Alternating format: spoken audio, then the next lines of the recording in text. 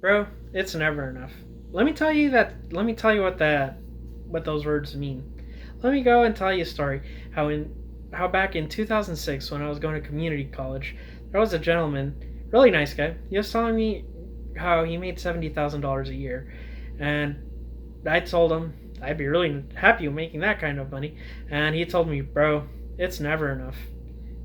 Made me really think about work-life balance and money.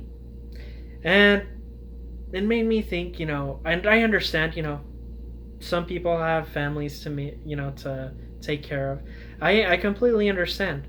But it made me think, I'm a single guy with no wife or kids. So it made me think, hey, my peace of mind is more important than trying to make a lot of money, killing my peace of mind and preventing me from spending quality time with my loved ones. So, what I did, it made me really shift my thinking from that point on.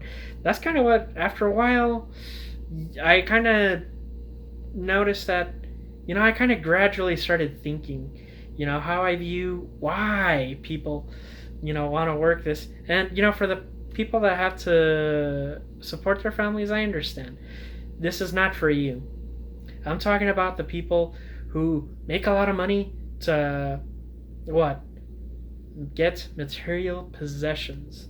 Now, I noticed this is sort of like a drug addiction in itself. It never ends. You're always wanting the best and the the best that you could get. I have a Toyota. No, I don't want a Toyota. I want a Lexus. You know what? I have that $150,000 Lexus with all the bells and whistles. I don't want that anymore. Now I want a Rolls Royce. Where does it end? I don't want that $1 million house. I want that $12 million, home out in Beverly Hills or California or wherever $12 million homes are at. To be quite honest, I don't really look into the real estate market. But guys, not drifting off the subject, it never ends. It never does. So it made me think, where my priorities are at. It made me think, my peace of mind, my time is more important than any type of money I could make. It made me rethink things, and as a single guy, a lot of us single guys, we work to get nice things. And it made me think, no way, that can't be me. There's just no way. And so after that point on, made me rethink my choices. And then after a while, I kind of said, I want to live a minimalistic lifestyle, not have so much material possessions. All these TED Talks, and there's people like Colin Wright that have enough material possessions where they could fit it into their backpack and they could travel the world. Maybe I don't have that kind of money to travel the world. I mean, it'd be nice to go on vacation once a year. But however, guys, one thing I do want to mention is, how today the main thing that I'm looking at is materialism and how people are being consumed by it. And to be honest, I wouldn't want you to be a victim or anybody else a victim, because it never ends. It's like a drug addiction.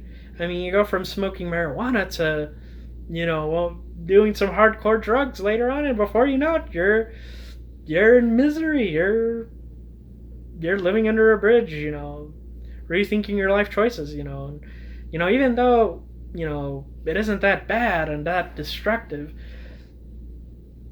but we could be depriving ourselves from what truly makes us happy.